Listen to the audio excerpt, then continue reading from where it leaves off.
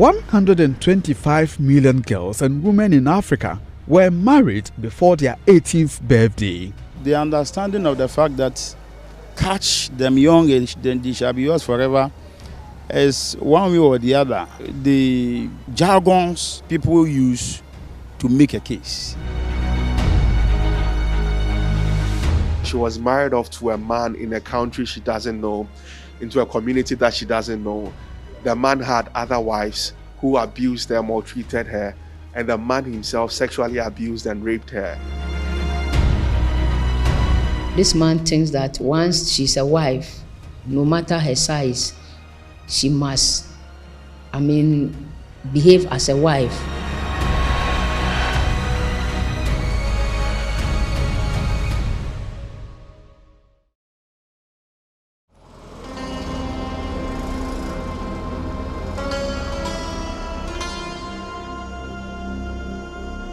Sadia, a 16-year-old girl, has been suffering from post-traumatic stress disorder. She struggles with her self-worth as a result of the abuse suffered in the hands of a man who married her when Sadia was just 15 years old. The man took her to Côte d'Ivoire 2 days after she completed her basic education certificate examination. She na kuma ina zuwa school cikin azumi Ramadan time. Shi na zo gida muna camp na zo gida shi aka ce mi gashi kaza sun kawo lefi an kawo komai da yawo shi ce aure ina mai abar maybe bayan sallah kun na kare school mana a ja ciki shine wa ba yadda shine wanya ce ba yadda is too late me da mini ana fude maganganu kowa na maganganu. Her foster parents, who live at Aswansi in Kumasi, gave her out to be married without her consent. This marriage later became a torrid journey for her. They don't need ni ban so don ban san shi ba su ma ba san shi ba wanda ya san shi ba mu san da ya fito ba shine shedan mana ta ce wani na kashe ta na ce mata to na inda aka ne na ya amma saboda ita na yi auren na. This man thinks that once she's a wife, no matter her size, she must, behave as a wife. And there have even been occasions where one of them in particular was sexually abused to the extent that she could no longer stand it. And she had to escape from the supposed marriage. And this girl in particular was sent to a different country. She wasn't married to a man in Ghana, but in another country. And when she was going through the sexual abuse in particular, she had to run out and then money to get back home. After several weeks of enduring abuses, she decided enough was enough. Sadia escaped to Ghana.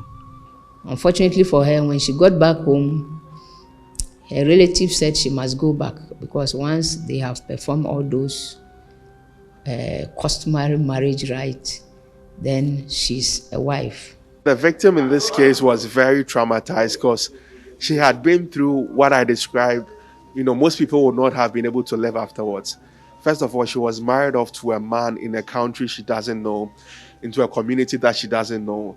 The man had other wives who abused her, maltreated her, and the man himself sexually abused and raped her. And after all this, having managed to return or escape to the country, her family making preparations to send her back. I could say that she would have reached her breaking point earlier. Sadia, not her real name, told me she suffered several abuse and maltreatment in the hands of the man and his other wives. She was overpowered and bundled into bed by the husband who raped and molested her. Like one time he forced me and he gained chance to do, but the several times we will fight, and I ran away to go to house. Though it had been some weeks since she escaped from what was to be her matrimonial home, she told me she could still feel her husband's heavy hands on her as she recounted those dark moments of her life. Like many victims of child and forced marriage, she will have to live with this scar throughout her lifetime. Some in P6 and some just completed BC, awaiting results, and then they make arrangements. Some of them are sent even across the borders of the country to marry the men they've never seen before.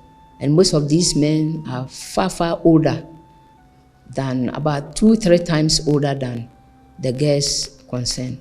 Definitely, they go through some abuse, because just the mere fact that you even tell the girl that you are going to marry someone you don't know, naturally, the child is already going through emotional abuse. Life after her escape has not been that rosy. She returned to meet most of her JHS mates, gaining admission to senior high school.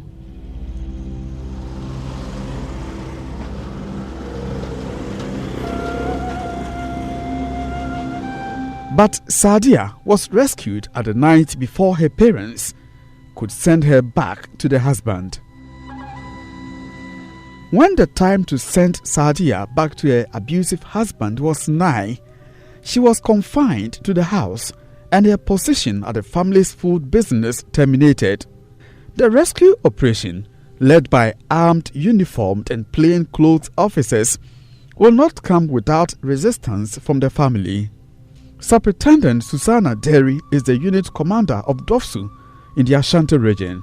In this case, when we got the information, we went, and then it was in the middle of the night, when around 10 p.m. to 11, then she was rescued and sent to a shelter. The girl is now being prepared to go back to school. It's a sad thing that we should never entertain. I also look at it from the point that mostly this thing that do happen to children who are not living with their parents. When you give your daughter to a caretaker, the care is limited. No recourse to age, no recourse to her well-being. Where is she going to? Because this issue of a lady or a girl that was sent to Côte d'Ivoire, I mean, she was to be the 4th wife of the man.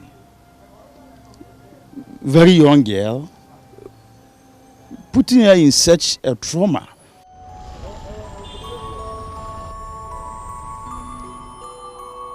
A Kumasi Circuit Court on July 3, 2020, convicted 4 accused persons on 2 counts of compulsion of marriage. The convicts are Amadou Musa, Zainab Idrisu, Amadou Aisha and Adisa Yaya, who pleaded guilty and were slapped with 12 and 24-month jail terms. However, a 5th accused person, Ahmed Yaya Diko, Sadia's husband, remained at large. Perhaps the conviction of the accused persons came with some joy to the police prosecution team. But for Sadia, it meant something else. She didn't jubilate that the people are going to prison. She still had some compassion on them. But then generally she was very satisfied that this chapter of her life had come to a close and she could move on. But I must say that she did not gloat over the fact that they were being remanded or they were in trouble. She had lived with them a lot of her life, so she still had some compassion for them. But we just encouraged her that she shouldn't feel down. It's not her fault that, they are being punished, and that is the law taking its course. Child marriage is a formal marriage or an informal union in which one or both parties involved are below the age of 18 years. Though boys and girls are affected by child marriage, it is girls who are mostly affected. United Nations describes the practice as a violation of human rights of victims. It hopes to eliminate child marriage, which sits at number 5 on the Sustainable Development Goal by 2030. A 2014 Ministry of Gender, Children and Social Protection fact sheet on child marriage in Ghana says Ghana's regions are recording high prevalence rates, with 260,000 girls estimated to be affected by the practice. Upper East and West, between them, contribute 5% of the national prevalence. Ashanti region, even with one of the lowest child marriage figures, has 17% of girls being married off before they turn 18 years. Girls as young as 11 years, some in primary and junior high schools, are married off to men. Comparatively, if we compare Ashanti region to all the other regions, ours I wouldn't say it's low, because Greater Accra region, according to the multiple indicator cluster survey 2011, Greater Accra region has at least about 8% of young girls being married. Ashanti region, we have about 70% compared to the three northern regions where it's more prevalent. So I wouldn't say Ashanti region we are zero, no. At least we need to strive to, if we can get about 1% or even zero, that would be better. A lot of the cases go unreported. The Police Domestic Violence and Victim Support Unit, with the support of the Multimedia Group, has since 2019 investigated and rescued over 10 child marriage victims in the Ashanti region. The rescued victims, aged between 12 and 15 years, with some in primary school, are either in shelters or put back in school. Investigations into child marriage are not only sophisticated but also require tactfulness. Ashanti Regional DOFSU Commander Susanna Derry gives an insight of what went into one of such rescue operations at Abuabo. In fact, it was on information that a child was going to be given out for marriage in that particular area. So I asked some of my investigators to be in Mufti and go there to survey the place to see how true the information was. And when they got there, they saw that yes, they were preparing for the marriage. And even the investigators joined them to raise canopies and observed that there were cooking going on, and also where the child was kept. All this was gathered and then brought back to me. So we now embarked on the operation. With the help of SWAT and the anti-armed robbery squad, we were able to get some armed men to accompany me and my investigator to the scene. And we went in, forcibly took the girl out without anybody questioning. Because of the scene, they had seen armed men around, and we rushed her out of the area to my office and subsequently to a shelter for temporary safety. After each successful rescue operation, DOFSU, with the support of the social welfare, some non-governmental organizations and the Ashanti Regional Child Protection Committee, among others, help to settle victims and prosecution of cases. One of such NGOs supporting the fight against child marriage is the Abuse Relief Corps. At Abuse Relief Corps, generally we help victims of sexual and gender-based violence. Normally would help with the medical report fees and all hospital costs. And then would liaise with the DOFSU officers who are quite under-resourced, provide vehicles for transport, for crime scenes, for arrest, and for all other investigations. So in this particular case, we did support a lot with the transportation to and fro, sending them to the shelter, back and forth. And then also with the court processes, we work closely with the prosecutors on the case disclosures and, the whole process of getting witnesses and all that.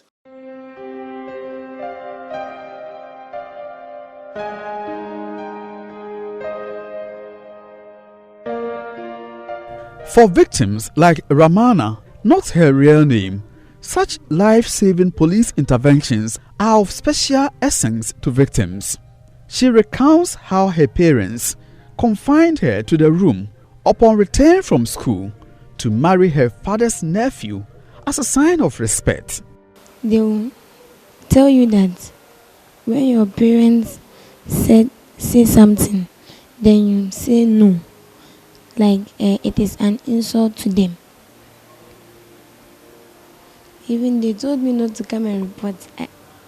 I told them I am not interested in that marriage, but they told me that if I do not do it, it is an insult. Ramana who until then was a day student, has since gained a boarding school status in one of the grade A senior high schools in Kumasi. After being rescued, she wants to become a journalist to enable her campaign against child marriage. As a first step, she is encouraging girls who are being forced to become child brides to report to police. I want to become a journalist so that I can share my idea, like this situation. I can use it to tell people that whenever there is any situation, they have to go and report it to the police so that they will be rescued from that.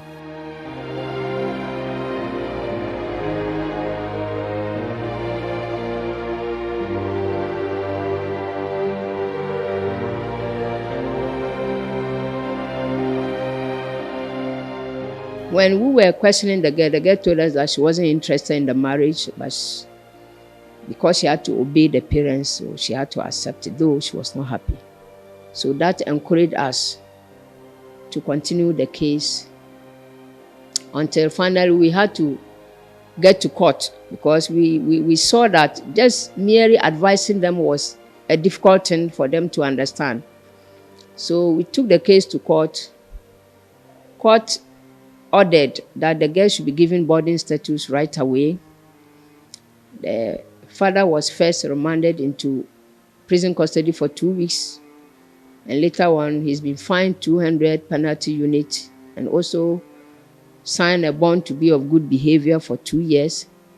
The husband-to-be, who happens to be the second accused person, he pleaded not guilty, so the case is still pending in court. Court also ordered that when they are on holidays, the girl will still have to go to the parents, but under the supervision of the DOPSO coordinator, which is me and my men.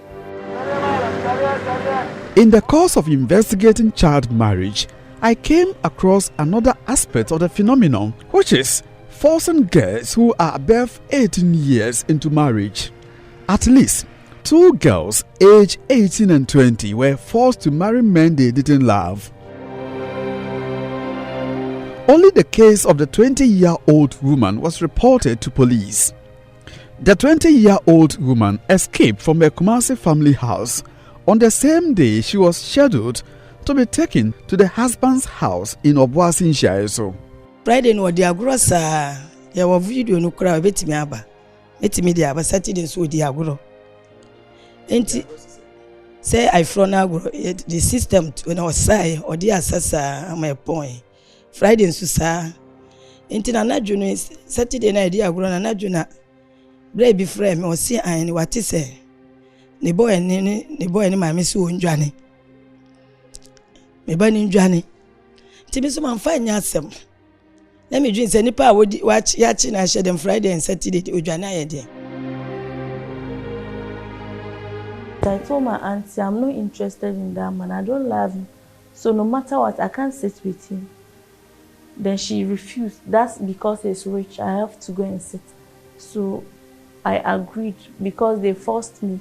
So I agreed. On Friday, they kept me the lily. I had patience and sat. Saturday, we did night party and afternoon party. But the Sunday that they were sending me to my husband's house, I wasn't happy, so I had to run away because I didn't love him. So on the Sunday, I ran away and went to Accra. Unlike Sadia and Ramana, who enjoyed immediate police support, Rakia, not her real name, got none. After her family got her boyfriend and his father arrested, she wrote an emotional, moving, cautioning statement to police. But in the end, the KNUST police did little to save her situation. She wrote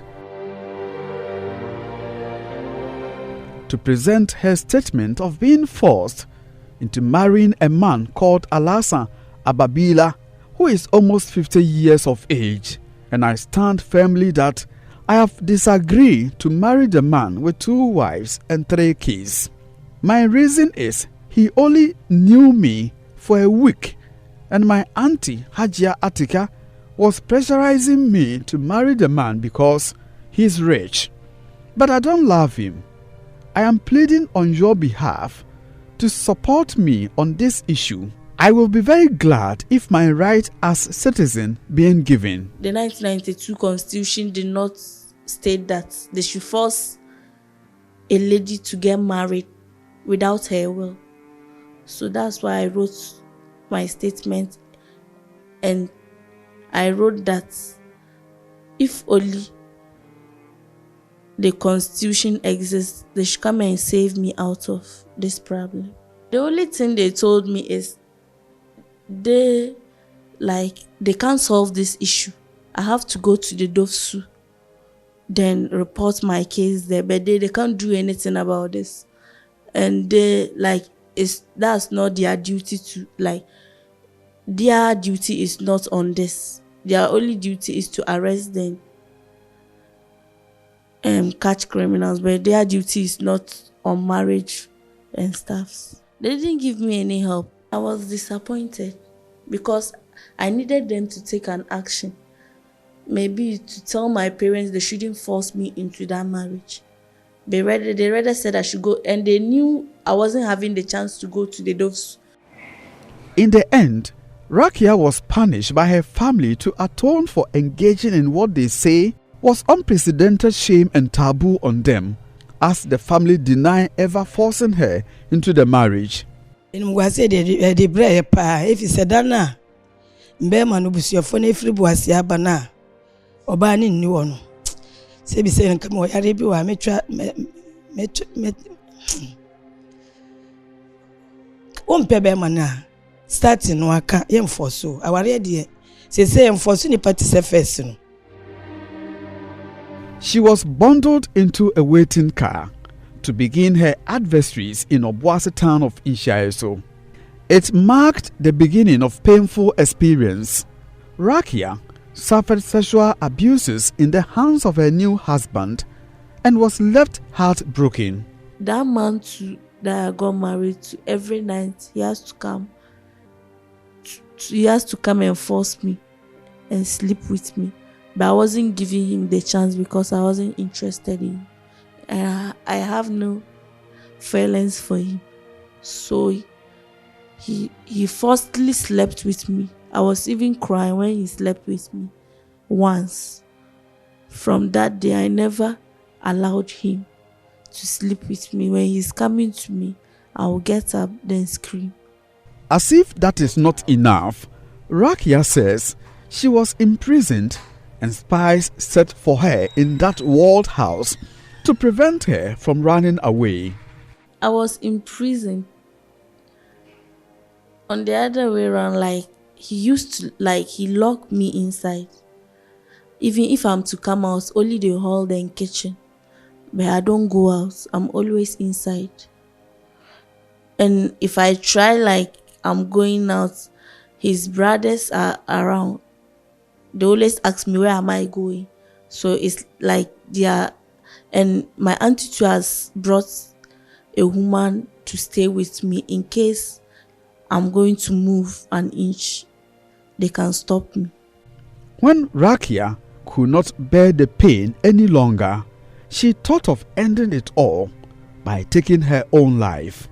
When my husband came closer to me, I just felt like killing myself because I have nothing for him. And after sleeping with me, I was miserable. I didn't want to stay in that house again. I said, if I even kill myself, it's better than me staying alive and being with the person I don't love.